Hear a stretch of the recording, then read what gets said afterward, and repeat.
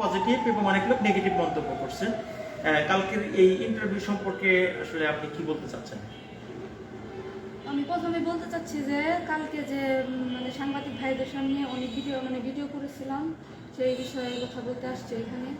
যে গতকালকে যে ভিডিওগুলো করছি ওই ভিডিওর মধ্যে দেখতেছি যে অনেক ধরনের খারাপ কমেন্ট আসতেছে, মানে খারাপ কমেন্ট আসতেছে। ওই ভাইদের কি বলতে চাই যে আমার নামে যে খারাপ কমেন্ট করতেছে তারা দয়া করে যে সঠিক তদন্ত করে আমার নামে, মানে যে এই ধরনের বাজে কথা বলতে সঠিক তদন্ত নিয়ে আমার নামে কিছু বলুক। তারা যে বলছে মানে আমি তাতে দুঃখিত না, মানে খারাপ।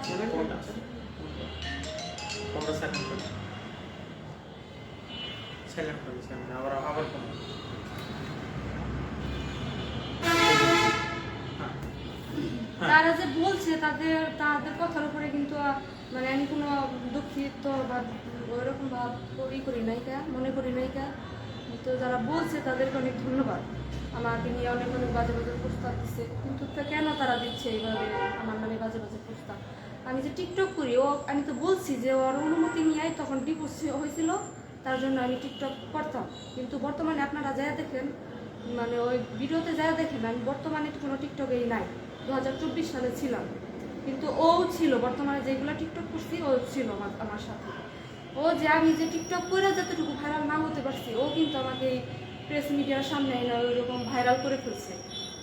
তো আমি এইটুকুই বলতে চাই, আমি বাচ্চাটার জন্য ওই বাড়িতে গেছিলাম, কিন্তু আমার বাচ্চাটাকে দেয় নাই ওরা না দিয়ে আমাকে অনেক মারধর করার পরে আমাকে টানা হাসা করছে আর কি। করার পরে আমার বাচ্চাটা 2 মাসের বাচ্চা ছিল, ওটা নষ্ট হয়ে গেছে। অনেকেই বাজে মন্তব্য করছে যে আমি এরকম করছি সেরকম করছি। দয়া করে তারা সঠিক তদন্ত নিয়ে আমার নামে এই ধরনের মন্তব্য করুক।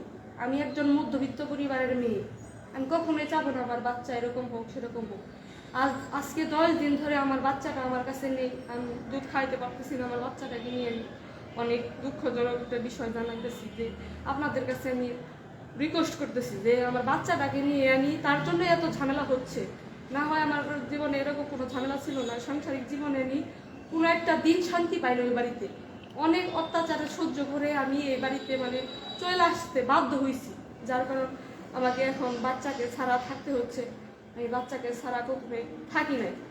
বাচ্চাটা আমার কাছে এক মুহূর্তের জন্য বাচ্চাটা আমার কাছ থেকে সরে নাই। সেই বাচ্চাকে ছাড়া আজকে 10 দিন আমি কিভাবে যে রইছি, যে বাচ্চাটাকে ছাড়া কেউ তা জানে না। বাচ্চাটার বয়স কত? বাচ্চাটার বয়স 2-3 বছরের মাইনাস। আমি আপনাকে কথা জিজ্ঞেস করি, আপনি মিডিয়ার সামনে কেন আসলেন? এখন প্রশ্ন হলো কোনটা, যে আমি মিডিয়ার সামনে আসতাম না, এটা